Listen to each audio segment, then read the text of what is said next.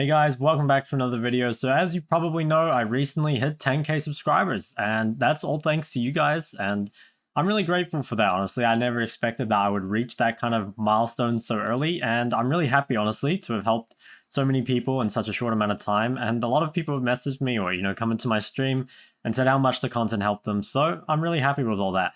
But I said I would do a Q&A for 10k subs, and you guys put in a ton of questions, so I'm going to do my best to answer them in this video. I'll put a scrim, maybe a couple scrims of gameplay in the background because I think it's going to be a long video, and I'll timestamp all the comments below, and hopefully we'll get through them. I'll start with the Discord comments and then go to the YouTube comments, and hopefully it's not too long. So thanks again, guys, and enjoy the Q&A. So I'm actually going to start this off with answering a question that I get asked all the time, which is, do you live in a hotel? And the answer is yes, I do live in a hotel. So for those of you that don't know, I live in Auckland, which is a very expensive city in New Zealand, and I go to Auckland University, which is in the middle of the city. And where I lived before, it was like very difficult to get there and take a lot of time in my day. So I decided to move into the city, and well, everywhere in the city is super expensive. So it turned out my best option was living in a hotel apartment. So it's pretty much just like a hotel, but it's not like managed by staff or anything. Like I have to keep it clean and all that. But it's been really, really cool living here, so I'm very happy about that. I just thought I'd say that to start with, because I get asked that like literally every day, and we had to get it out of the way. So okay, starting with your guys' questions. First one from Kinzu. Do you overall like the durability patch? What do you think is good / bad about it? Also, as an additional question, what do you think about Assassin since the patch? Okay, overall, I don't really have like a good or bad opinion about the durability patch. In my opinion, I never really had a huge problem with the overall level of damage in the game. For me, it was more like where that damage came from. And I think that still exists, honestly. I think it's still the case that certain classes do much too much damage. Like I think it's not uncommon for, tanks to be able to kill squishies like in their CC chains. I actually remember this game I played on stream the other day where like I was playing Swain, I think, and during this team fight, a Braum did like 700 damage, which was as much as like basically anyone else had hit me for. So yeah, I don't know. I think the durability patch, it really shifted the power around. And I think maybe for lower elo players, it's a bit easier because like admittedly, I think damage foresight before was quite difficult. There were a lot of champions that would 100 to 0 you. But I think now that power has just sort of shifted. A lot of the champs that were strong for a really long time aren't so strong now. And a lot of champs that haven't been good for a while are good now. So I think like, yeah, it's sort of refreshing from that point of view. But I don't know. I think that like, it's kind of like a honeymoon period for a lot of players. And I think that a lot of players will actually get bored with this in like a year or so. Like, okay, maybe not that long. I would just be very interested to see, like, do people kind of get bored with this? Or will they want more damage back? Because I think it's certainly true. To answer your second question, I think assassins do too little damage at the moment. And I think their job is very, very difficult in a game where scaling is so incentivized and assassins kind of lack the ability or lack the damage to really 100 to 0 people. So I guess like, yeah, my kind of TLDR for the durability patch, I like it because it like refreshed the game, but I don't think it was really the right solution for the game in the long run. And I expect there will be kind of further changes in the future, or I would at least like to see further changes to kind of rebalance the damage, because I think assassin classes should do damage. And I think support and tank classes should not really do damage. But yeah, so assassins on the patch, I think it depends on the assassin. Obviously, there's a very big difference between different assassins. Some are much, much better than others. I think overall assassins have suffered, but there are still some good ones. But yeah, they're definitely much weaker than before.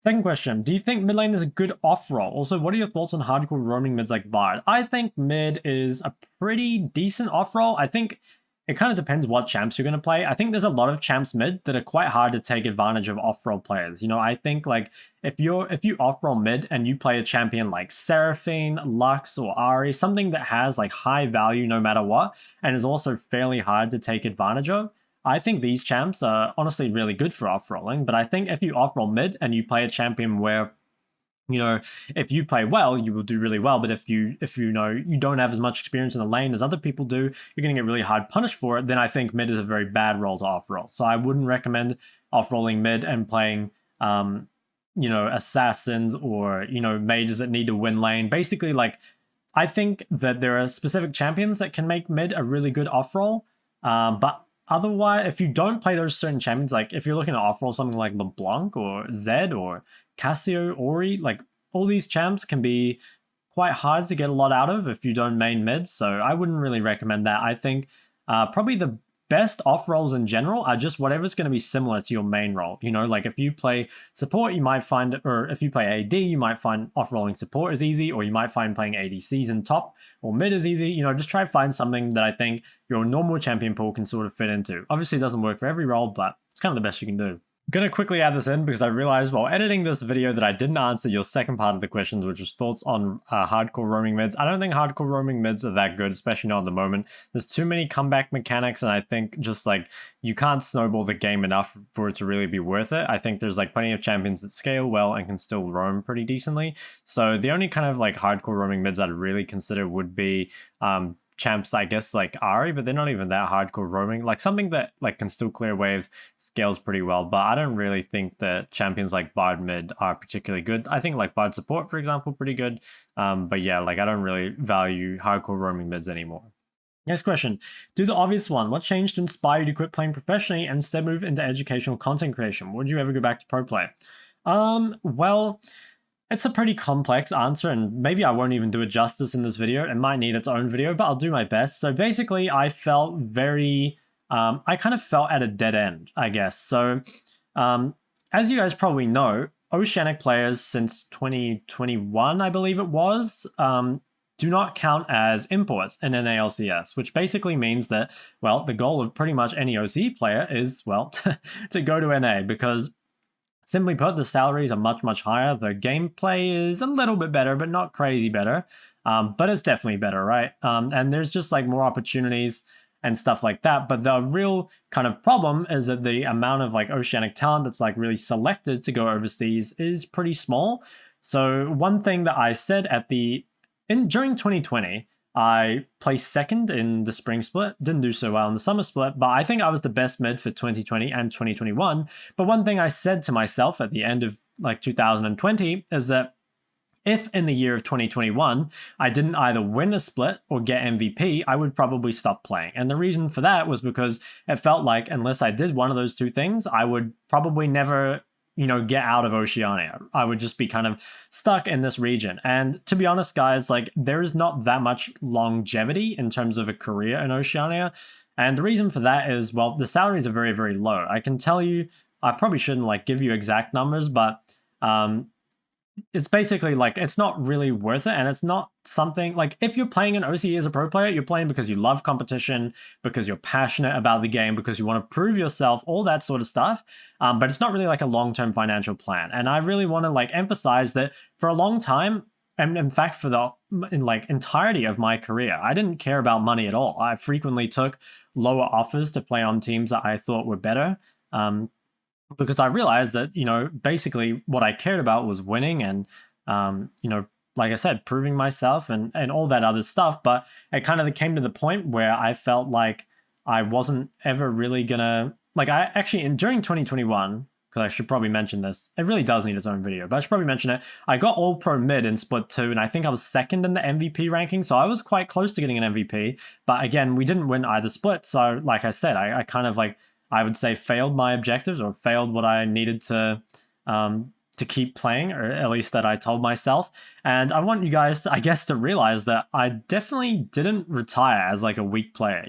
I think I had during 2021 probably my strongest year. I think again I was the best mid for the second year in a row. I had some really impressive stats actually. I think I had like 20 CSD in the second split. So I was like very happy with my play. And a lot of people would ask me stuff like, well, why would you retire as the best mid when you could easily just play again? You could keep getting the paycheck and stuff like that. And for me, well, yeah, again, just coming back to that, I felt very stuck. I never felt like my career was like going to go anywhere from here. Just felt like I was kind of, I was always going to be the king of Oceania, at least in mid lane, but I wasn't ever really going to get out of that. And one thing that I was like very certain about is I really didn't want to play on a team and not give it my all. After 2021, I felt very well, because I felt stuck, I felt very demotivated, right?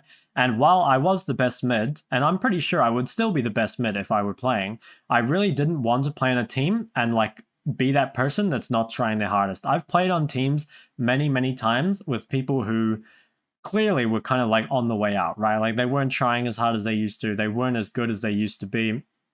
And I really disliked that because during my career, I tried really, really hard, and I didn't want to be that person on the team that was like not trying as hard as other people. And I felt like I didn't really have it in me to try as hard as I used to anymore because, like I said, just like coming back to that, really felt like I was stuck in that cycle of like no matter what happened, I was just like always going to be an Oceania. So yeah, I might need to make a bigger video on that because I kind of just like TLDR'd a lot of feelings at once. So I'm not sure if it even made sense, but kind of, I guess, to TLDR, I felt very stuck and I don't think my career was really going anywhere and it didn't really make sense financially to play anymore. So it was like, I guess my passion kind of ran out at that point and I didn't have anything left to play for. I didn't want to just play and collect a paycheck. So I decided I would try something different because I like teaching people and I quite like content creation. I like helping people a lot. So yeah, hopefully that was somewhat understandable. I'm not sure it was. Okay. What steps did you take to become a pro? Such was it always something you wanted to pursue? Yeah, I pretty much not always wanted to be a pro, but I think like when I was young, maybe like 12, I watched a lot of StarCraft and I thought like being a pro gamer looked like super, super sick. So I really wanted to be that. And so I tried like really hard in solo queue and I didn't start playing League until end of 2014. And then in 2015, I climbed to Master Tier. And then in 2016, I climbed to Challenger. And during this time, I was pretty sure I wanted to be a pro, but I guess I wasn't totally sure. And then in 2016, I believe it was, I think it was 2016, there was like this local New Zealand tournament, local New Zealand tournament. It's kind of how I'd put it. And it was like with a live crowd and everything. And we came second in that. And it was like super, super sick. There were like fans there. There were like people that wanted to talk to me. And it was at that point that I was like, okay, yeah, this is like really what I want to be, or at least what I wanted to do at the time. And I guess, yeah, from that point on, from when I was 16, I was like 100% committed towards that. In terms of like, what was the second part? Like, what step did I take? The main things were just like being really high ranked in solo queue. I think I was like 1,028 LP at the end of that season or something like that. I was very high on the ladder. And also, I did actually take steps to kind of make sure that I was ready to just like go into pro play straight away as soon as I turned 17. So for example, when I was 16, I took some classes, like extra classes from the year above me at school so that I could finish earlier.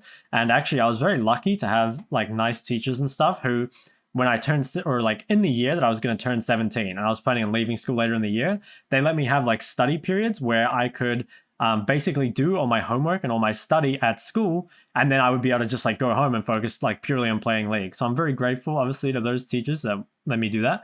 And yeah, basically, I was all done with school halfway through my last year, which meant that as soon as the second split started, I was able to go straight from high school to playing League, which was pretty cool at the time. And yeah, I think it was like a month after I turned 17. 17 is the age requirement to play Pro League. And about a month after I turned 17, I started playing Pro Play. So I'd say that was it. Why'd you choose not to go pro in NA LCS? Well, I kind of already explained this, but basically I never got a choice. You can't really get into NA, at least from my experience, without significant connections or without like winning a split or getting MVP. And even that might not be enough. Like if you look at LCO at the moment, there are many players who have won splits or have won MVPs who are still in OCE or have gone to NA and then had to come back to OCE. So the thing is, it's very, very difficult to get into NA LCS, not just because of skill. I think there are players playing in the LCO right now that are probably better than some NA LCS players. But there's a lot to go into it. You know, there's like connections. There is some form of nepotism, although I wouldn't say it's like a major factor. I definitely say it's just like, you know, it's kind of hard to get noticed. And I think there were times where I was definitely good enough to play in the NA LCS, but the reality is I will never know. And there are plenty of other good players as well, right? Like there's probably many players in other minor regions who also feel the same way. And there are only a limited number of spots at the end of the day. Did you ever want to go to NA or another region for pro play? Okay, I feel like, yeah, I'm just kind of answering this. Obviously, I would have preferred to play in just about any other region, any other major region. I don't think I would have enjoyed playing in some of the other minor regions, although maybe that's not true. I think some of the minor regions would have been a pretty cool experience. I've played in every server or every major server except for China in terms of solo queue. But yeah, I've never played in another major region like actual league, and that's something that I'll always kind of be sad about. I would have been really sick to play in like either like an ERL or in NA Academy or in the main leagues, of course. Unfortunately, I never got the opportunity, and yeah, there were times where I think I was close. I had an interview with TSM Academy in like 2020. I talked with some people from Golden Guardians in 2019, I think it was. But all these things ultimately just kind of didn't come to fruition, which sort of sucks. And I think I was like close a couple times, but and there were some others, but yeah, those didn't go as far. Like I remember EG at one point, can't remember what year that was, must have been 2019 as well. So I did talk to quite a few teams, but they never really like went past that, and ultimately they went with other players. Like I remember TSM went with Sword, and then like I don't know, Sword didn't pan out. He went to support or something. So I think there were times where like I would have been a good fit, but obviously like those times didn't really work out. What are some of your guilty? Oh wait, I missed it. Hold on, I'll come back to that. What's your hair and skin routine? Okay, I actually did have a skin routine, but I've been very lazy with it, and I can't really remember what it is. So I'm not gonna answer it, but I did have a skin routine at one point, but I can't really remember what I was meant to do or what the names of like the creams and shit are. It was like I was kind of peer pressured into it, My hair, I don't fucking do anything for my hair. I literally just leave it. So yeah, kind of the wrong person to ask for the old hair and skin routine. Some of my guilty pleasures. What are my guilty pleasures? I'd say like, one thing that I thought that I used to always do is like after I'd play a game of solo queue against someone, if they were streaming, I would go back and watch the VODs, especially if I won. Like if I won, I would always go back and watch it. I remember during 2020 and 2019, or sorry, 2020 and 2021. Oh no, it would have been 2019 and 2020 when we're in gaming houses, when we'd like, if there were multiple players like from pro teams in a game and some of them were streaming, like straight after, like my teammates and I would always go back and watch the VOD, and just, people would always complain. I remember this one example where Chippies and I in 2020, we were playing like Nocturne Camille, I think it was. So like super, super good combo for just killing someone that you don't want to see anymore, right? And I remember Hayri was streaming, like Order Hayri at the time. I think he's on TLA at the moment or something like that.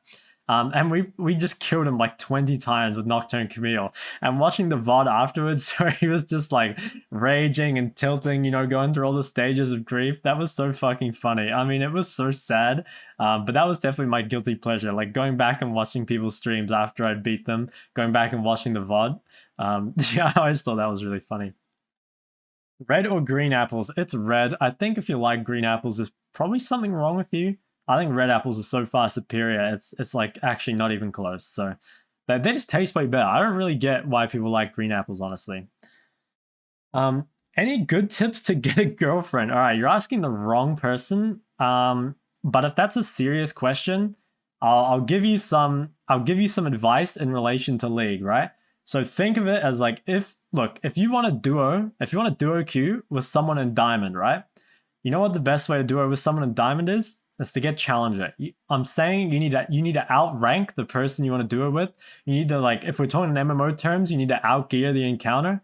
So in terms of real life, if you want to get a girlfriend, you need to get you got to get super jacked, get your life in order. Essentially, just get to the point where you're just you're irresistible. You've got to get yourself a good life first, and just like be, I don't know, just overgear the encounter. That's what I'm gonna say. Just like do all the things that, I don't know, people like, I guess, and improve yourself. And I think it'll just kind of come naturally. But you're asking the wrong person. Will I ever do a Karthus mid guide? Maybe. Honestly, it probably wouldn't be for a long time because it's not really meta. But at the same time, there aren't really any good Karthus mid guides. So I would actually maybe consider it. But it probably won't be a while. I guess to kind of give you something to tie you over, I think the best kind of advice for Karthus is like, one, you need to get a lot out of all of your ults. If you just waste ult and you don't get anything for it, that's really, really bad. I think also like pushing the wave and farming camps, like your raptors and enemy raptors, is super, super important. Yeah, I guess that's like the easiest tips I can give you. How does Shok relax on the weekend? I pretty much just play other games. I play like Apex, I play StarCraft, I I don't really watch like TV or stuff like that. I do watch streams and stuff. But yeah, I mainly just play other games. I'd say Apex is probably the game I have the most fun with at the moment. And hanging out in Discord with the boys. That's pretty much what I do.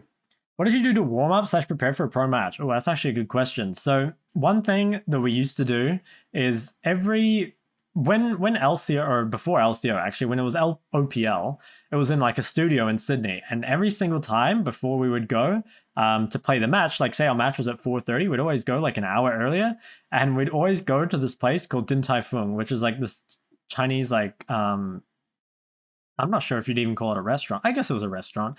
And they had like, I remember every single time I'd order the same thing every time. It was like actually a ritual I had.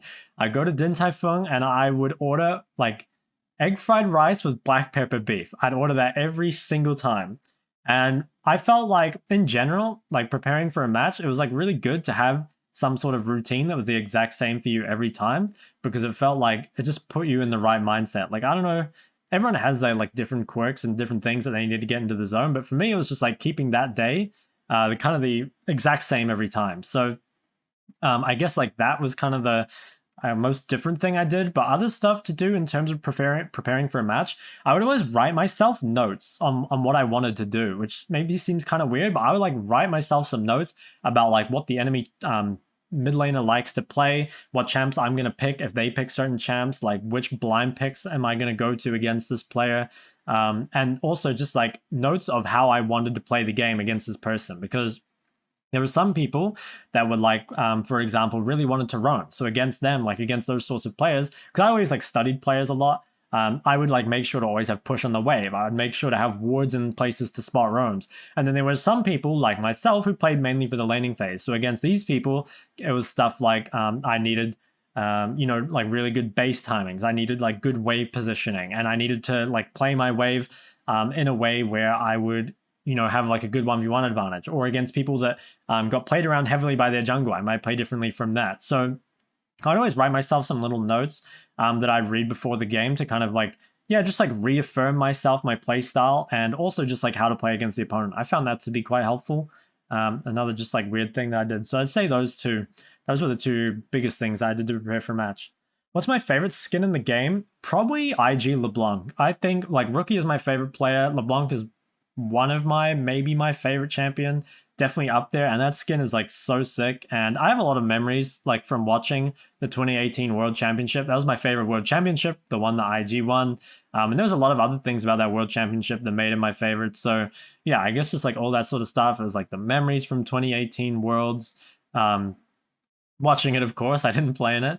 And LeBlanc and Rookie and all that sort of stuff, I think. And obviously the skin's super sick. So I really like IG LeBlanc.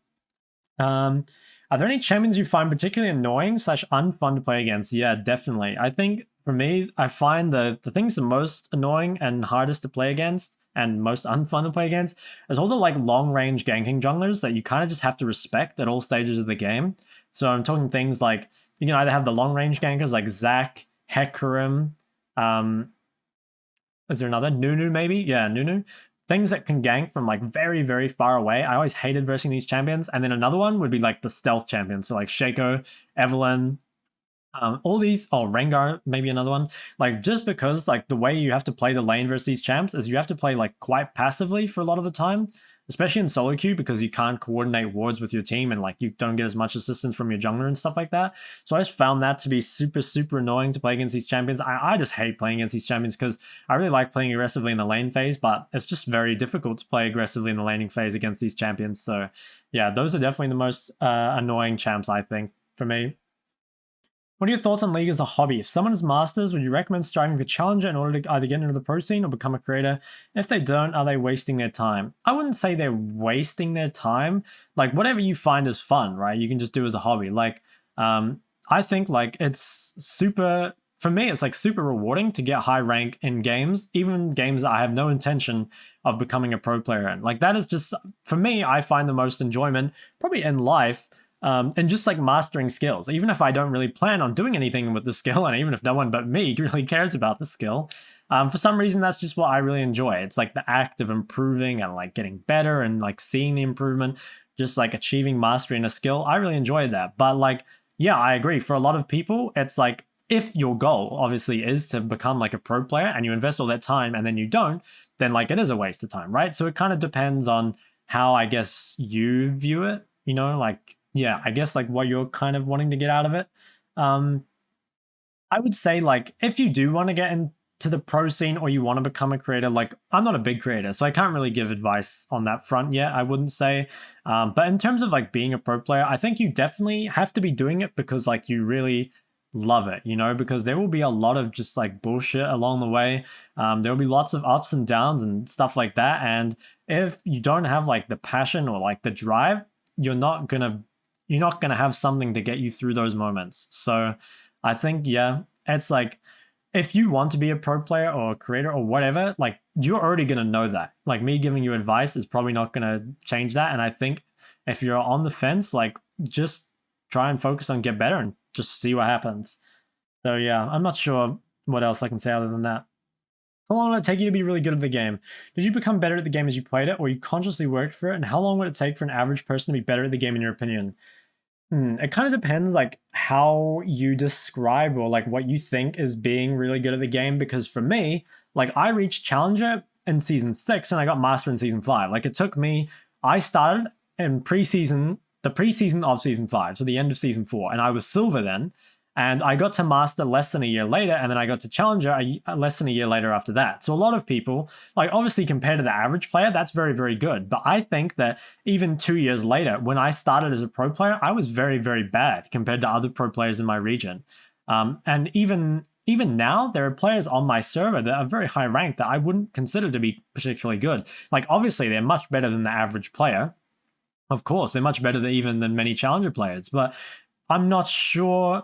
It's hard to know without defining what you think to be really good at the game, because like, you know, I was the best mid in my region for 2 years, and I'm not even sure I'd consider myself to be really good at the game. But I'll just assume you mean like a Challenger level, because I think that's like what most people think.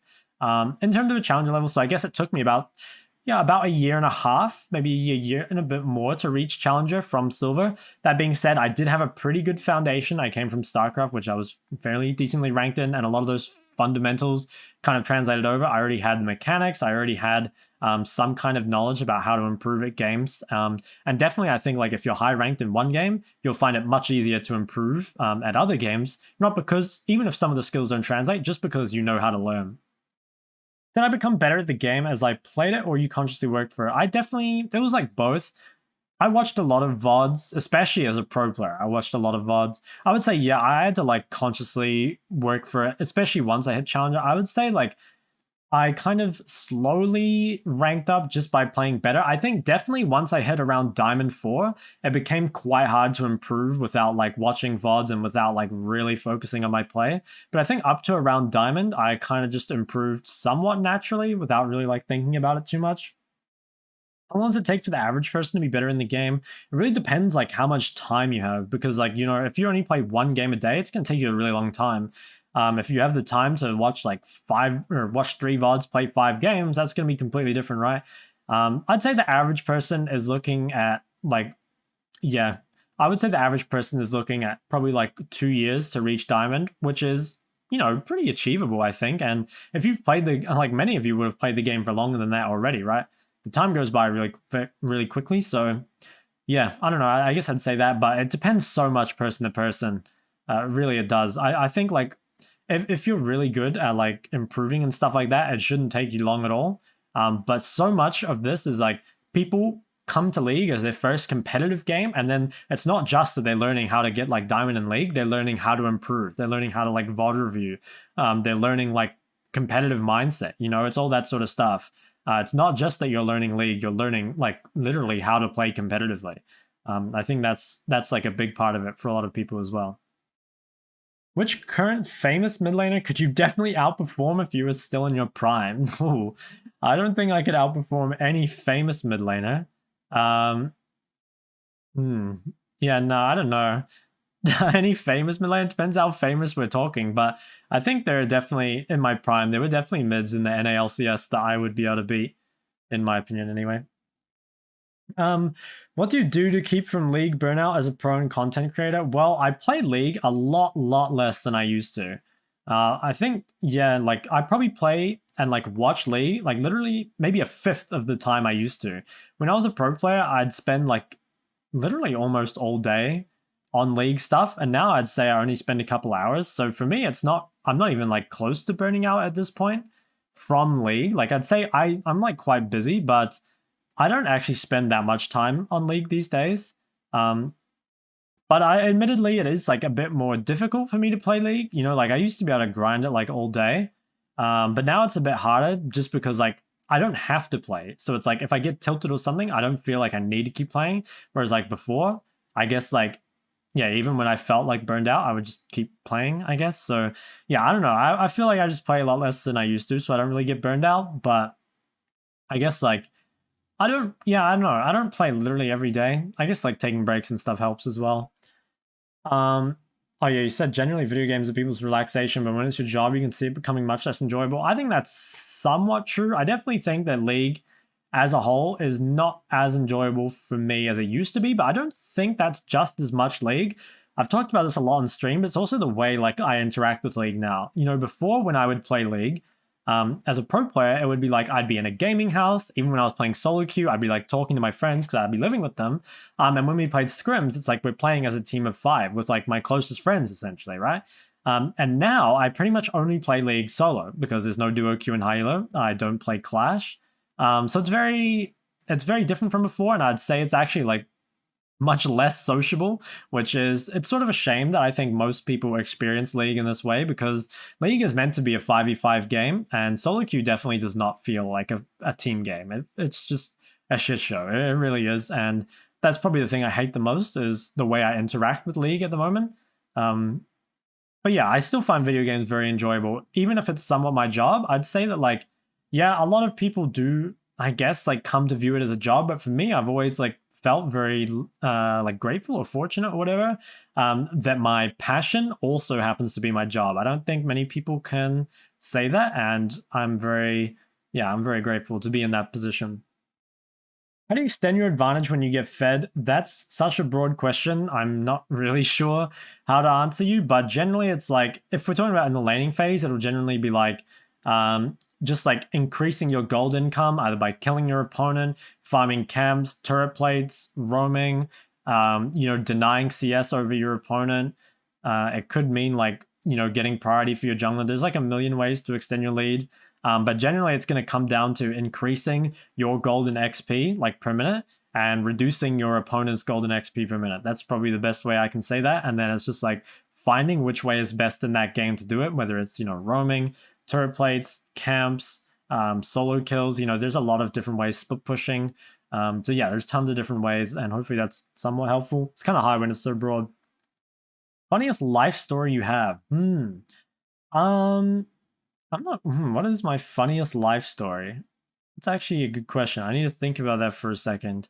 Okay, I've thought about it. I'm not sure I can give you a single funniest life story. I feel like there are a lot of different ones, but like ones that kind of stand out to me. There's a lot of stuff that happened in like gaming houses. So there was some like real dumb stuff we did. Like I remember we used to go on like when we were bored, we would do like eye mask missions. So what we do, we get like an eye mask, like the ones that you do when you like sleep on an airplane or something, put it over our eyes, and then like try and get in our house. This is super lame, by the way, but we'd try and like get to the kitchen and back like without bumping into anything. And that was like super fucking funny to us because like, oh, I don't know why. It was just like super weird. And yeah, like that would be one of them. There was also another one that I thought was really funny was when we're in the gaming house, like we'd be playing solo queue at like 2 a.m., right? And we'd always be like yelling and screaming. And I remember this like a couple times our neighbors came and knocked on our door, and they were like super nice. They're like, "Hey guys, can you like keep it down? Like we have work in the morning and stuff like that." And we're like, "Yeah, like we're sorry," but like inevitably people would start yelling and screaming at solo queue again, right?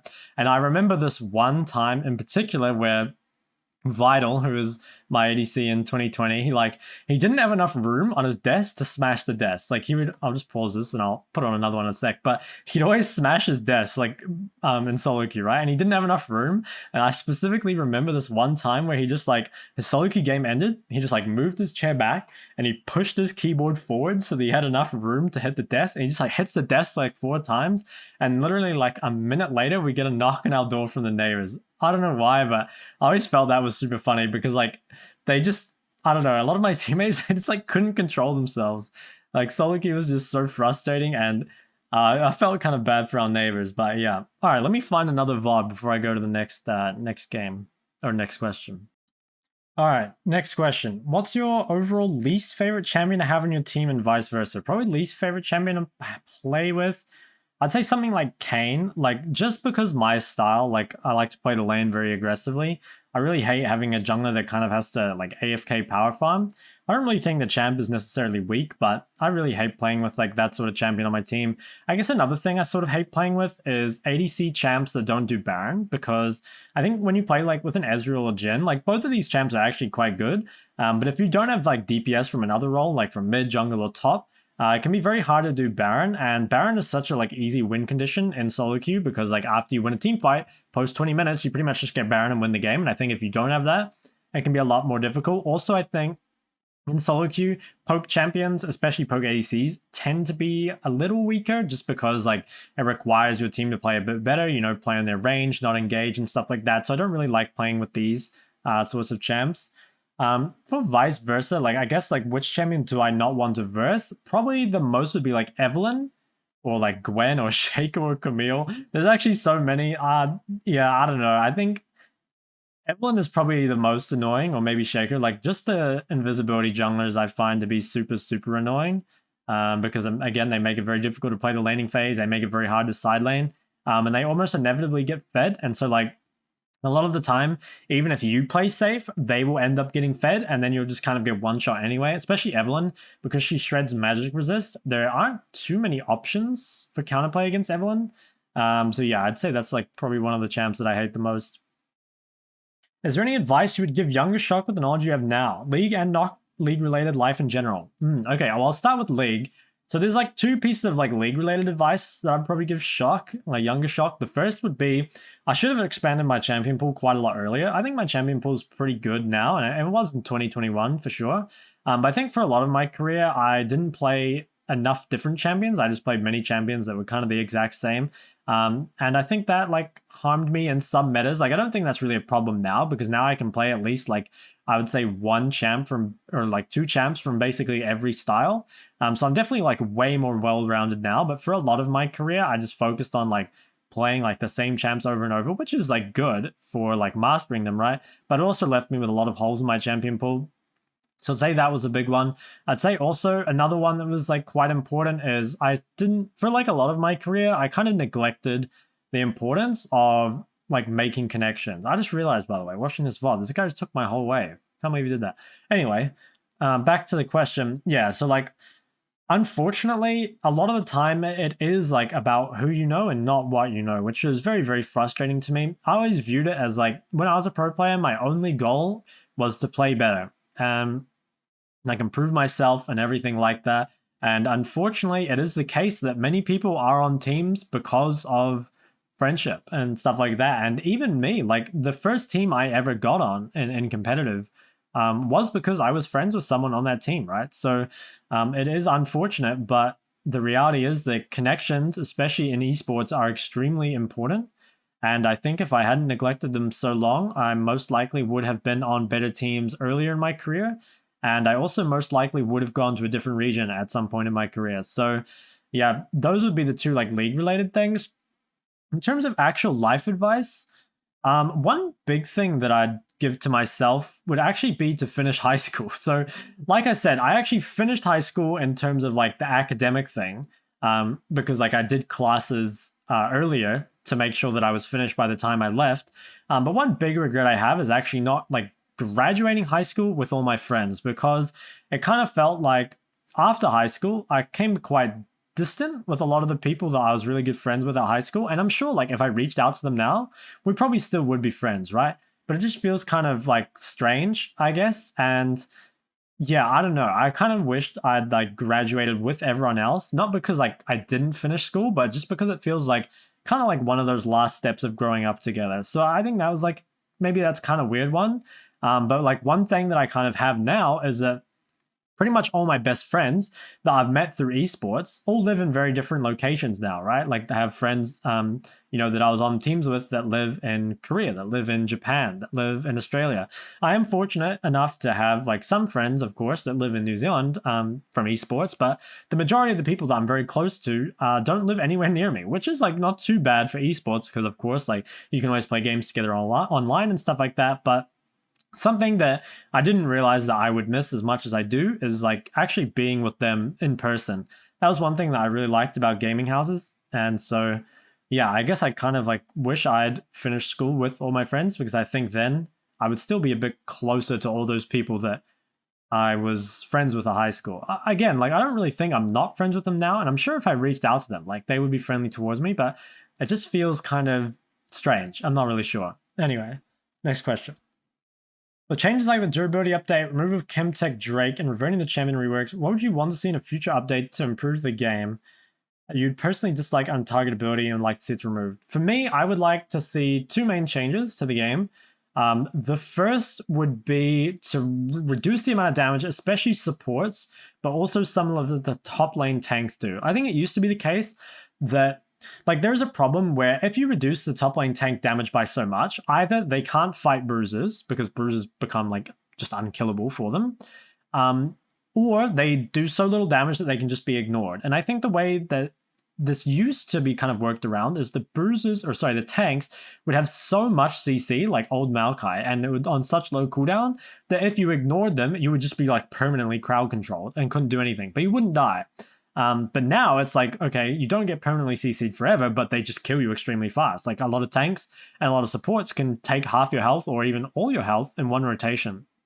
And I really think that's problematic for the game. I don't think champions like Leona should be able to solo kill mids and ADs. I really fundamentally don't think that's good for the game. Yeah, so I think that's like a big problem. I also would kind of like to see comeback mechanics toned down a bit. I personally think either reduce the amount of gold champion bounties do, or maybe just like remove objective bounties or something. I don't know. I kind of like objective bounties, but I also feel like there are just like too many comeback mechanics in the game. And that makes like the early game feel a little bit less rewarding. I think it's good that the game doesn't feel over super early because like a lot of the games before, they wouldn't actually be over until 30 minutes, but they would realistically be decided at around 15 minutes. And I think now the game isn't actually decided for much longer. But also it like feels that a lot of your early game advantages don't mean as much as they used to. So I'm not sure what the right solution is. I think some sort of rebalancing in terms of like the comeback mechanics, maybe shift a bit more gold towards comeback mechanics and maybe, shift more gold towards objective bounties and then maybe like reduce the amount of gold that some of the champion bounties do, or maybe just like get rid of one and keep the other. I'm not really sure because I think comeback mechanics definitely need to exist with how many snowball mechanics are in the game. But personally, I think they're kind of too overtuned at the moment. I'd like to see that changed. What champion in League would you say best fits your own personality? Oh my god. I have actually no idea. Oh my god, I got the blue. Sorry, I'm watching my own VOD. I actually have no idea. Like, I'd like to give you an answer, but I'm actually not sure. Can I ask the audience? What do you guys think fits? What champ do you guys think fits my personality? I feel like, I don't know, maybe some champ that, maybe like, I don't really know a lot of League champ personalities, but when I think of my personality, oh my god, there's a pause. When I think of my personality, I normally think of like, I don't know, I guess like I work hard and I think I'm kind of casual and laid back, but I don't know what kind of, I don't know what sort of League champ was like that. I guess maybe I'd say something like Ezreal, but I'm not an explorer, man, and I'm not that happy. The reality is I don't really know. Sorry, I feel like that's such a cop-out answer, but I need some suggestions on this. I'm not sure. What do you guys think? Tell me in the comments, because I actually don't know. Okay, do you have any plans to cover off-meta mid-champs like Graves, Ivan, and AP Zeri? I think I would probably cover these in terms of like VOD reviews, like that I did like the Faker Xayah and stuff like that, but I probably won't ever make guides on these things unless they become very popular, at which point they're not really off meta anymore, right? I don't know. It's just like these champs that are off meta, I really like to make sure that I really know what I'm talking about when I make my full in-depth guides. You know, like I think every champion that I've made a full in-depth guide on, I've played like somewhere between at least 100 and in some cases like 1,000 and sometimes even more games on those champions. I feel very, very confident in them. And I think like when one of these like off-meta champs comes out, like while the craze is new, like it's true, I could probably make a guide on it while the craze is new and get quite a lot of views, right? Like if I made an AP Zeri guide right now, it'd probably pop off. But I feel like also I'm kind of doing a disservice to people because the reality is I don't know as much about it as I normally do with my other champs. So I'd be kind of curious to hear what you guys think. Like, should I make kind of shorter guides on those sort of champions? Like, you know how, I don't know if you guys remember, but I did like a 5-minute guide on Taliyah when she got reworked. So like, yeah, maybe I should do something like that. Maybe I should just cover them with VOD reviews. I'm not totally sure, but I definitely don't plan on doing like full in-depth guides for them. But let me know if that, yeah, I don't know. Just like what you guys think about that, I guess. I'm not too sure. How much of a skill shot throwing is good placement versus getting to learn their opponent and their habits when dodging? I would say most of it is good placement. I'd say it's only really at a high level where people's kind of like habits start to become a big thing. Like I definitely think it can become a big thing, right? But the thing is, like, definitely if you're playing in an elo where you don't verse the same people all the time, like when you play in Challenger, right? You verse the same mids pretty much all the time, the same players. So I like know their habits, and especially when I was a pro player, like I definitely knew the habits of the people I was playing against, right? So I would say for the most part, for what most people are going to run into, I think just having good placement and like good mouse accuracy and stuff like that is better. But definitely if you find like, let's say you're playing against your friend or something in 1v1s, if it's someone that you're going to come up against multiple times, then I think knowing their habits is very, very important. What do you think is the most important thing for climbing out of low elo, bronze / silver, and how much time do you spend playing League a day? I would say the most important thing for climbing out of low elo is probably like, it's just like core fundamentals. And to break that down a bit, I'd say like CSing, number 1, CSing / farming. Number 2 is probably like laning, and number 3 probably team fighting. And something that kind of facilitates getting good at these things, in my opinion, is having a smaller champion pool because it allows you to focus on learning those fundamentals. So yeah, I would kind of say that's the most important. I think just like whatever you choose to focus on, just focus on one thing at a time. Like literally choose one fundamental, whether it's farming, whether it's roaming, like whatever you want, and just focus on like breaking that down into smaller pieces. So like, for example, in my laning guide, right, I talk about tons of different things. I talk about like cooldown punishment, wave control, positioning and stuff like that. Just start it one at a time and try and improve on it. But I think the things that go the longest way is probably like, yeah, CSing, laning in general, and I guess like some team fight basics, like which target to focus, and some kind of like team fight identity and stuff like that. How much time do I spend playing League a day? Honestly, not very much. I think this season, well, because I haven't been a pro this season, it's like by far the least amount of time I've played League. I think this season I've averaged probably about 2 games a day across the whole season, right? Which for a lot of people is still going to be a fair amount, right? But when I was a pro player, I was playing, I would say at least 10 games a day because I'd play 5 games of scrims and then I'd normally play like 5 or 6 games of solo queue. And then on top of that, I would normally watch like 2 or 3 VODs a day. So I play League or like am focused on League or playing League or watching League probably about a 5th or a 6th of what I was doing before. I used to play and like I was a demon, man. Like people in Pro League definitely think of me as like a hardworking player, and that's something I'm like pretty proud of. I definitely used to spend like between 10 and 13 hours a day on League, and now I'd say I only spend about 2. So very, very different to what I did back then. One thing I will say though is like when I got Challenger in the first place, I didn't play League that much back then because I mainly played after school. Back then, I also would have only played League maybe 2 hours or 3 hours a day. So it was only when I became a pro player really that my hours like skyrocketed up from kind of, like 2 or 3 to 10 to 13 to 14 or whatever. But now I don't play that much. What makes you a good player? Why do you think you consistently get challenged every season and even better rank 1? What makes you different? I would say I just have very strong fundamentals.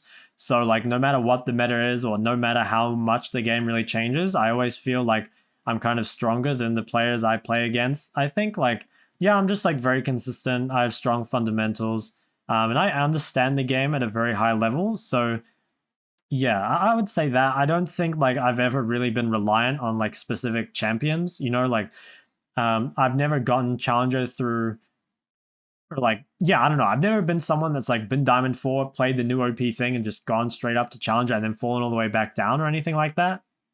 I always just played like very standard champions, focused on fundamentals, and I think my fundamentals are extremely good compared to my region at least.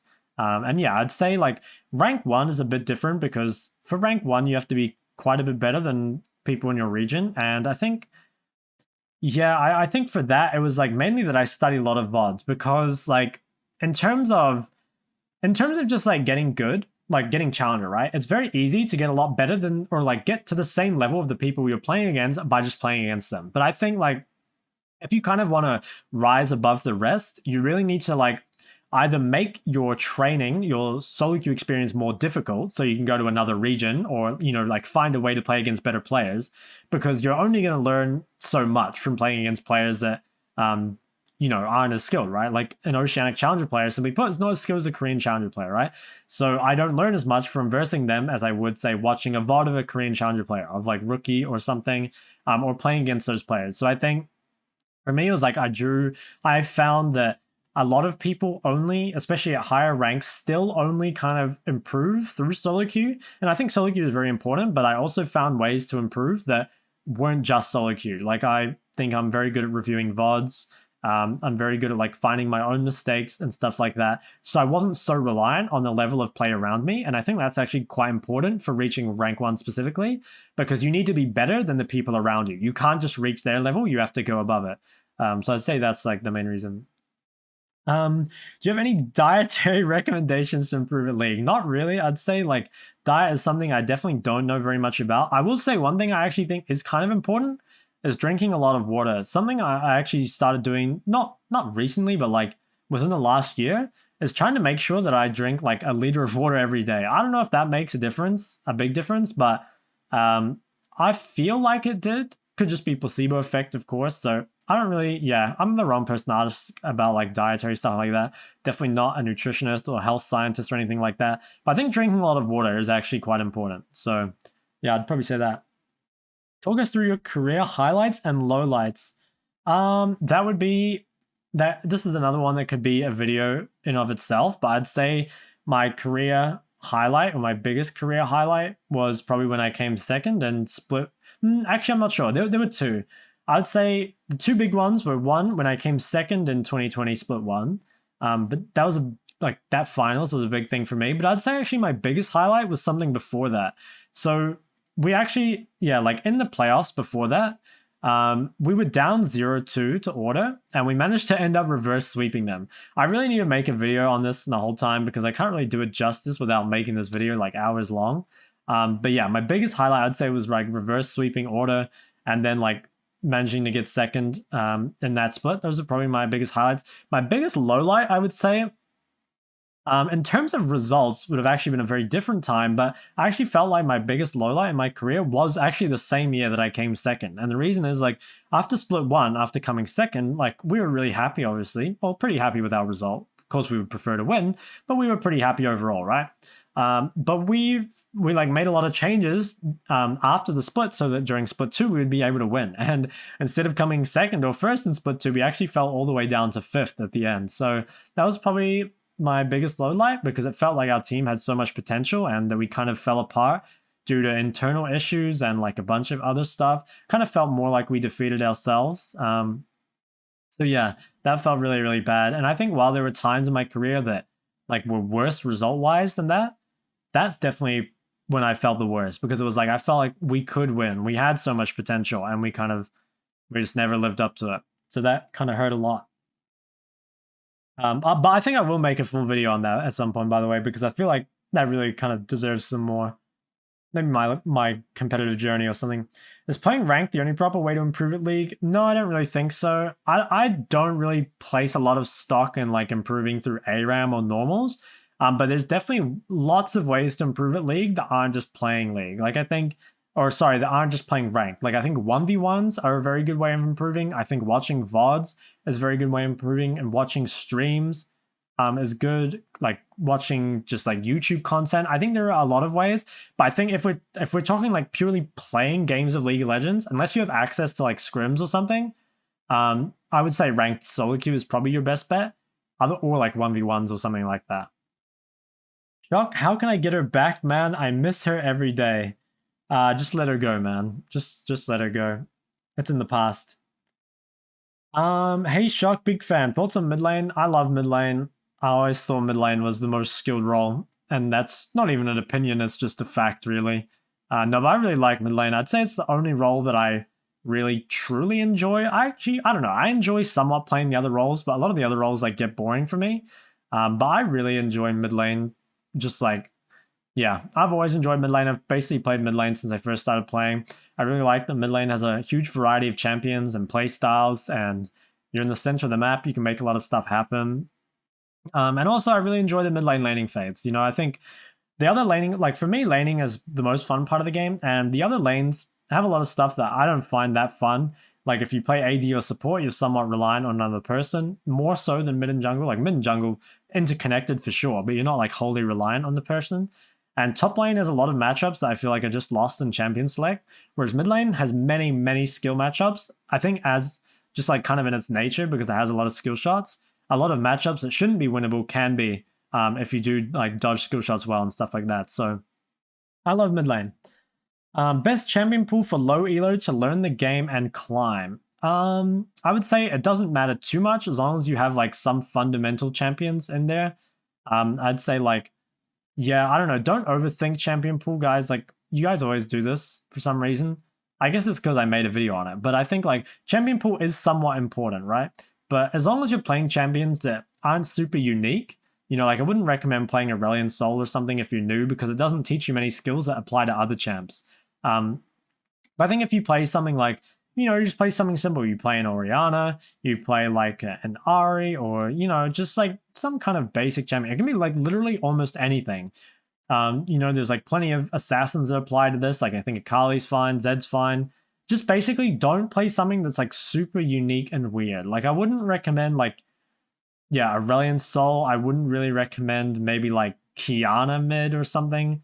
Or even even Qiyana is fine. I was thinking of Qiyana before, kind of like because she used to be more of a roamer, but now honestly Qiyana just doesn't have like great roams or laning, so she's a bit more standard now. But yeah, just try find something that is like, if you want to play mages, play a standard mage. If you want to play like assassins, play some standard assassin. Don't play something that has like a bunch of really weird, unique mechanics, because they won't apply to other champions. Thoughts on best secondary role for mid laners / best role that mid laners would find success in if they swapped roles? I think it depends a lot on what your champion pool is. I think it's very easy for mid laners to play support because you should have some sort of understanding of the map already. Also support, the champions are a lot easier than mid lane champions and the role is less punishing. And another thing is that like a lot of the stuff from the mid lane laning phase actually does apply to the bot lane laning phase, especially if you play range supports. So yeah, I think there's a lot of stuff from mid that applies to support as well. But like, for example, if you normally play like control mages or marksman mid, you would find ADC easy, probably. If you play a lot of melee champs, you might find top lane to be nice.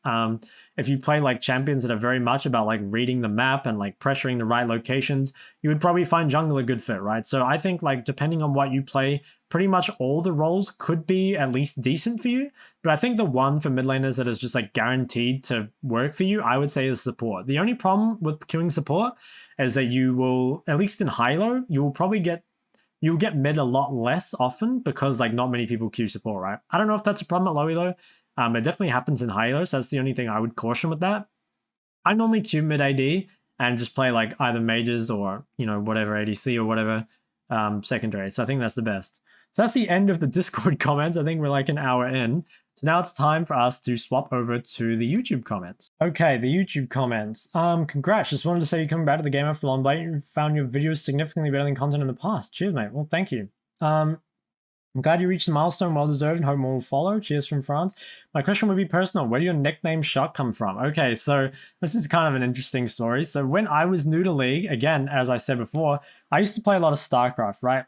And in that game, like I always felt like the people that had cool names were always the ones that were like short to the point. You know, they were like I felt like the names were very shocking, right? Like to the point, very abrupt. And so I thought, okay, why don't I just name myself Shok? So I actually tried to name myself Shok with SHOCK, like the full word Shok. And it was taken. And I'm actually glad it was taken because I feel like SHOK ended up looking cooler. I like that a lot more now. So yeah, that's how it happened. It wasn't anything super in depth, but yeah, I just felt like everyone else's pro names sort of short to the point, kind of shocking. And that eventually just led me to Shok. Congrats, Shok. All your mid guys have helped me improve immensely. You've climbed from Iron 3 to Gold 4 and Victor. Damn, that's crazy. Nice job. My question, how do you balance CSing while looking to punish the enemy laner? When I look to punish everything, I tend to miss CS, and when I focus on CSing, I don't punish my laner nearly enough. Yeah, I agree. This is something that is like, it's definitely hard to learn.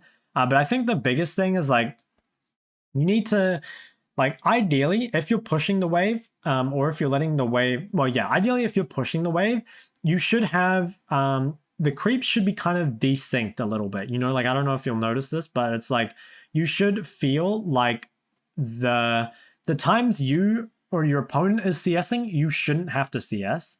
And if you do, you should probably just take the CS. The reality is it just takes practice, but I think the best way is to try and manipulate, at a high level at least, try and manipulate the creeps, like by ordering them or like just like choosing the times you harass and stuff like that, to try and make sure you're not in a position where you're like trying to CS at the same time as harassing.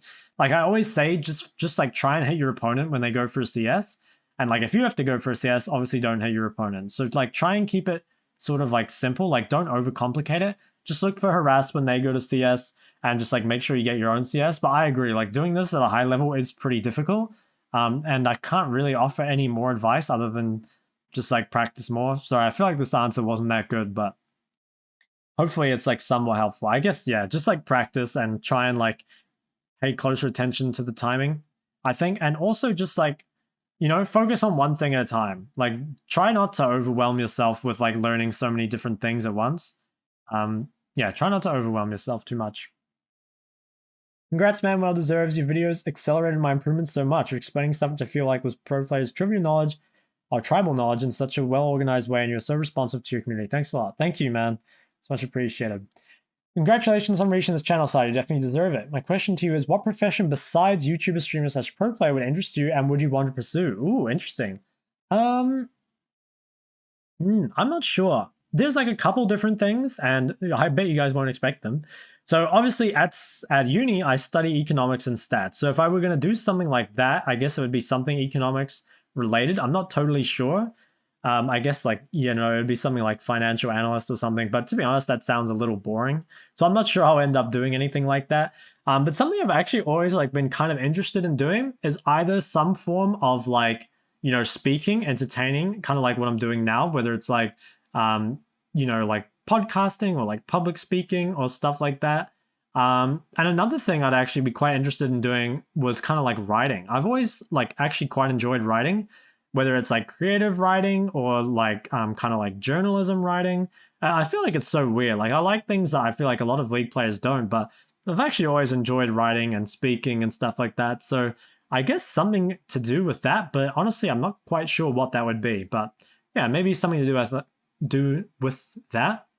I also think some kind of like, yeah, maybe not coaching as like a full-time job, but maybe like some form of like teaching or tutoring or like educating. I guess like what I'm doing now would be the other thing, right? I quite like teaching people, but I don't think I could be like a classroom teacher, you know? I don't think I have it in me to put up with the people.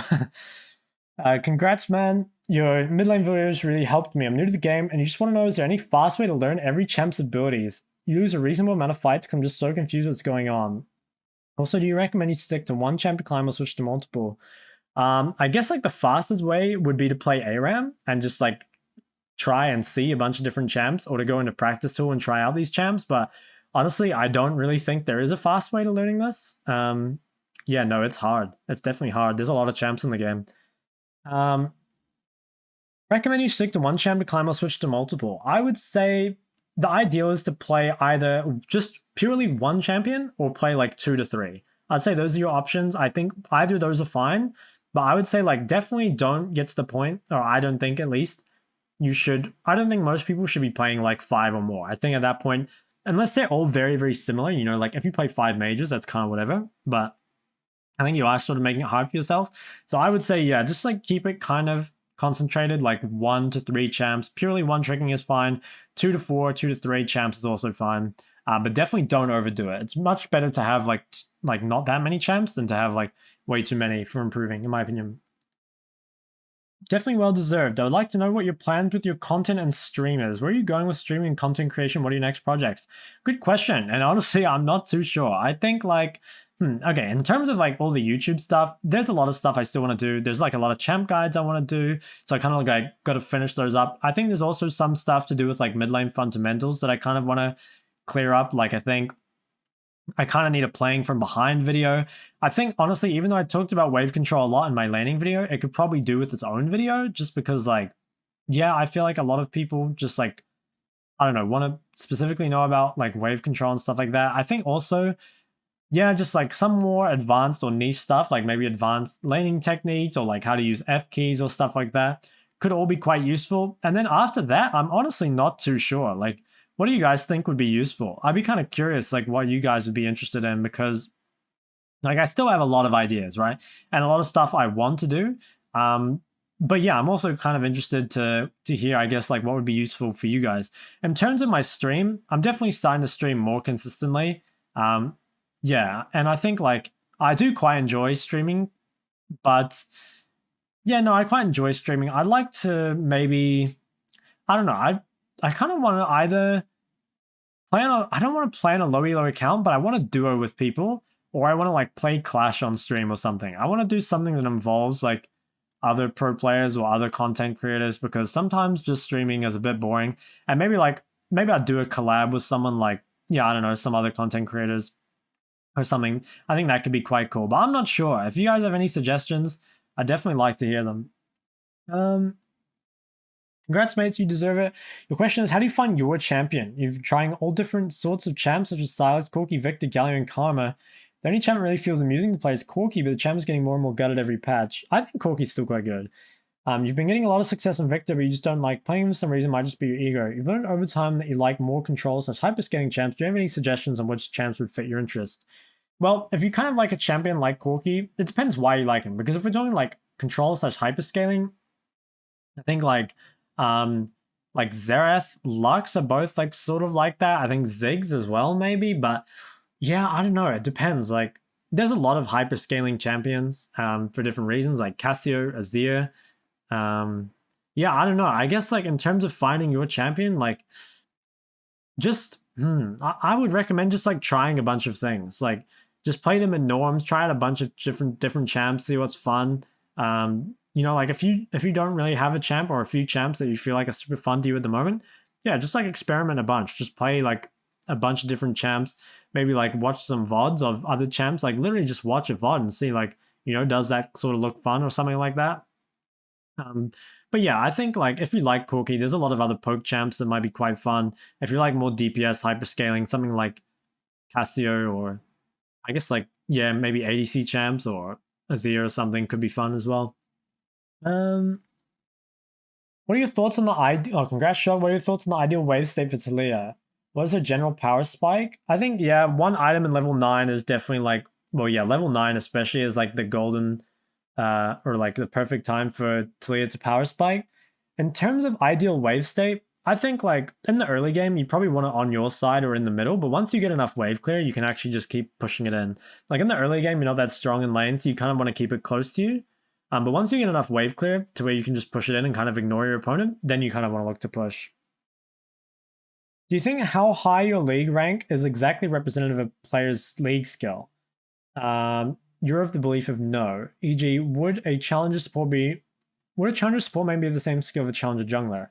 Also, if there are any overall such changes you make to rank solo queue, what would they be? Okay, well, I think that while there is definitely differences in skill between the roles, the bigger difference is definitely between champions. There's a lot of champions that are far, far easier to play than other ones. Like, for example, even within mid lane, you know, would I equate the skill of a challenger Lux player to that of like a challenger Yasuo player? Like, no, definitely not. Clearly, the Yasuo player is much, much more skilled, right? And And I think like it's the same with support. There are a lot of like supporting gets memed as a really like easy role, right? And I think as a whole, this is somewhat true. Support is like a bit more forgiving, and it has a lot of mechanics that other roles, or sorry, it lacks a lot of mechanics that other roles have. But a lot of support champions are quite difficult. You know, if you're a support player and you're like a really good Thresh, it's going to be very, very different from like if you're a support and you one trick, say, Bard, because like I've been a Bard one trick, Bard secondary, and like that champ is like very easy in solo queue, right? So I think like the answer is no, but I would say it's not so much because of roles, but rather because of champions. Like champions can have a very, very different skill requirement. So like, yeah, different champions can be completely different. And obviously like depending on meta and stuff like that, like, yeah, it can change the elo a lot. So this game's done. So it's time to find a third one before I go to the next question. Okay. Oh, yes. Okay. So the second part of that question, are there any overall/changes you can make to rank solo queue and what would they be? Okay. Probably the biggest thing that I would change would be to remove dodging. But the problem is removing dodging requires Riot to police champ select quite a lot more and for champion select reports to actually do anything. Because the problem is dodging is so OP as a climbing tool. And also it's super, super annoying because it adds a lot of time. Like people spam dodge. It makes queues like a lot longer and stuff like that. But the problem is dodging kind of needs to exist at the moment because it's very easy to troll champ select, not really get punished for it. Reports and champ select don't really do anything. So I guess like I would really like to see the solo queue experience improved, mainly in the champ select aspect, because I feel like, yeah, like maybe they could add more bans or just like, yeah, remove dodging or make it so you can only dodge in like the first half of the lobby or something like that. I feel like that's not a very elegant solution. There's probably something better, but just the problem is like dodging wastes so much time, but just because like the fact that Riot doesn't really police champ select at all and the players don't have effective tools to do it kind of means that dodging has to exist just because of trolls and stuff like that. But yeah, I think like dodging is really, really shit, especially because like I'm someone that dodges, right? And it's like it's OP, but it's also like a big problem for the game. It's like I'd prefer this wasn't in the game, but while it's in the game, I am definitely going to abuse it. I love you. You got me out of Silver 4 to Silver 3. You're amazing. Now I'm back in Silver 4, but still. I'm sorry to hear that, man. I hope you climb. What's your top 3 champions you hate and what do you off-roll? Top 3 champions I hate. I think I answered this one already, but I'd say like Evelyn, Shaco, maybe Hecarim or Zac. Yeah, the long range ganking junglers, really hate that. At the moment I off-roll ADC, but I've off-rolled every role pretty much at some point. At the moment though, I play ADC secondary and I pretty much just play like Cassiopeia AD, or sometimes I play Lucian, or I might even play other mages. I played an Ezreal game recently, but I entered, so congrats on 10k, love the content, thank you. About a year ago, I heard of this weird tech where you use Futures Market and Sapphire Crystal started to get lost chapter at 4 minutes. What do you think of this strat? Yeah, I remember this. It's decent. The problem is there's a lot of lanes where even with like Sapphire and like Futures, it's quite hard to get lost chapter at a reasonable time because like your opponent's going to know that you're so weak in the early game. So you can get really punished for that. And you might end up hitting lost chapter like not any faster than you would be. So I'm not a huge fan of this style. I do think it has some merit. Like there are definitely lanes where your opponent can't punish you, and also you can't punish them much like in the early game, but then when you hit lost chapter, you're really, really strong. So like, for example, a champion might be like, if you're playing something like Victor versus Corki, right? Like you could do this in this matchup because like you're still going to bully Corki in the early game, you're still going to get prior and everything like that. But once you get lost chapter, you're going to destroy him, and there's nothing Corki can do to you in the early game anyway. So like, you could definitely consider it in a matchup like this, but I think like you have to be quite careful about when you do it, because I think there are definitely bad times that you can do this at. So just be kind of careful. How I ask you how to stand to an AA based Qiyana with Conquer a bit like Akali. So I think what you're asking is like, how do I feel about auto attack based Qiyana? It's okay, but I think at this point you'd rather just play a different champion, right? Like I think if you want to be an auto attack AD bruiser, there's like way better champs at this, right? I think Qiyana, yeah, just shouldn't really be played like that. Like it can work, but why would you do it on Qiyana and not just play a different champ? That's kind of how I think. Hey, how do you balance out trying to be as aggressive as possible in lane to dominate opponent and being safe to be sure to be relevant in mid game? it's really just about knowing like what the timings are to get ganked on, and also just like good like warding and hugging fundamentals. I think like you can play quite aggressively in lane and still remain safe as long as you kind of like know the right times to play aggressive and not play aggressive. So I'd really recommend checking out like my warding guide, because I think like that talks a lot about hugging and like what times to ward and stuff like that. Other than that, yeah, it does take some practice, but I think like once you kind of get to know like when it's like common to get ganked and like what sort of tells there are, like for example, like if you have no vision and you're pushed up to the enemy tower, like you're probably going to get ganked, right? So stuff like that. Also depends like what champ you're playing, right? Because like if you're playing really far up in the lane, as say a LeBlanc with a ton of dashes compared to like a Orianna with no dashes, you're going to have a very, very different like level of safety basically, right? So it's important as well to kind of consider like what champ you are, what jungle champ they have, like how much CC they have mid, all that sort of stuff, I would say. Vladimir and LeBlanc good now overall in for solo queue. I think Vlad is pretty good, not OP, but pretty good. And I think LeBlanc is okay. She's not that great, mainly because Ari kind of does what she does better at the moment. I like both the champs quite a lot. Yeah, I think Vlad is quite good, but LeBlanc, I think at the moment, Ari kind of just does what LeBlanc does, but a bit better, I would say. I'm a Civil 1 Orianna main, and we really like a vid about closing the game, because that really is the number one problem in low elo. How to end is what bronze to golden is insanely bad at, and we could use advice for sure. Also, any Orianna content. Okay, yeah, that's actually something I might do a full guide on, so thanks for the suggestion. I might do that. When should you recall after you kill your opponent? After you push the wave instantly? Not at all. Generally, like after you push the wave, like if you can push the wave, you should. If you're going to push the wave too slowly and it'll freeze, that's bad. Or if you're definitely going to get ganked, like when you push the wave, that's bad as well. But I think like if you can push the wave, you should definitely base after killing your opponent. The only other time maybe not to, is if the wave is pushing to you. Sometimes you can base and the wave will still be pushing to you, so it like freezes on your side. So yeah, that's another option as well. But generally after killing your opponent, just push the wave and base, like 99% of the time.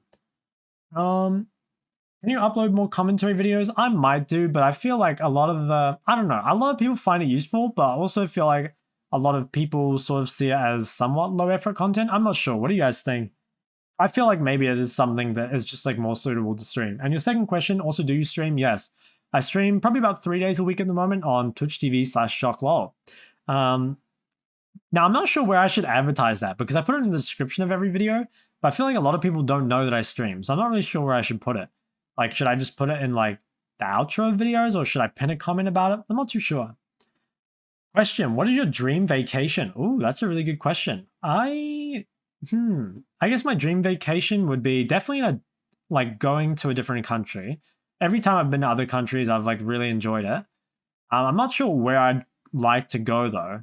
I definitely need somewhere with internet still. I'm not sure I could survive no internet. Dream vacation, I'm not sure. I guess I just like to go with my friends to some other country and just like chill out and do whatever we want, I suppose. Yeah, I don't think I really have anything more advanced than that. Congratulations. What are your thoughts on Wild Rift? I've never played Wild Rift, and I've like never really seen Wild Rift, so I don't really have any thoughts on it. The one thing that I always see about Wild Rift is that it seems to have a lot of features that League doesn't have, you know, in terms of like having a better client and stuff like that. So I guess that's my kind of thoughts on Wild Rift. But I don't know. I've never watched the game at all, I don't think, and I've never played it, so I don't really have any thoughts on it. Sorry. How can you build perfect fundamentals? You kind of just have to focus on one thing at a time. I don't think there's any secret to building perfect fundamentals. It's just like a lot of effort and focusing on one small thing at a time of each fundamental, and eventually you'll get good at them. But there really is no secret to it. You kind of just have to break each fundamental down, focus on improving one thing at a time, and yeah, it's gonna take a while no matter what. Hey, you want to know, did you sell some talent? Okay, this is maybe going to be surprising to you guys, but I don't really consider myself talented. Within League and outside of League, pretty much everything I'm good at has been through like just like tons of effort. And even within League, right? Like a lot of people consider me to be really skilled like in the laning phase. But like when I was like a pro player, or like in my first split of playing a pro player, my laning was awful. It wasn't something I was talented at all. And I kind of just improved it through hard work and everything. So yeah, it's always a hard question, because how does someone even know if they're talented, right? Like it's a hard question, but personally, I don't think I'm particularly talented at really just about anything. I'm pretty hardworking. I think I know a lot about, like, I did a lot of learning on how to learn. And I think that's made it to where I can get quite skilled at basically anything in a short amount of time. But I don't really attribute that to talent. I really think it's like more about my processes, my methods, my mindset, like knowing what to look for and what to improve on, all that sort of stuff. So I know it's kind of like a meme question, but I don't really consider myself talented. How to use F keys? I kind of need to make a full video on this. So yeah, but the best way to use F keys is to kind of gather information. But if you don't know what information to look for, it's not that useful. And I guess you kind of use it when you have times where you're not doing anything else. I will make a full video on this though, so I kind of won't give a huge answer right now. But yeah, I guess like use it to gather information on other lanes or on your teammates. If you don't know what to do with that information, or you don't even know what information you're looking for, yeah, I'll kind of have to cover that in my video. But yeah, I think it's about just like building a habit and kind of like looking for those sorts of things. That's pose. Okay, I believe that is everything. So guys, I think this was a very long video, but hopefully you enjoyed it. If you did, go ahead and like and subscribe. Dude, my voice is actually ruined after that. I just spoke for like an hour and 20 minutes straight or something. If you have any more questions, you can obviously put them in the comments below, but I'm probably not going to make another video, at least for a while. Or you can ask them in my stream on Twitch TV Shok lol. But yeah, once again, guys, I'm really thankful for 10k subs. And dude, if you guys watched this whole video, you're insane, pretty much. That's all I have to say. But thank you guys. Thanks for watching. Hopefully you enjoyed the video and the responses to all the questions. Once again, if you have any more questions, please leave them below and I will try to respond to them. And finally, thanks again so much, guys, for all the support, for 10k subs, and for, you know, chilling out on the stream and everything like that. I really, really appreciate it. And I'll see you guys next time.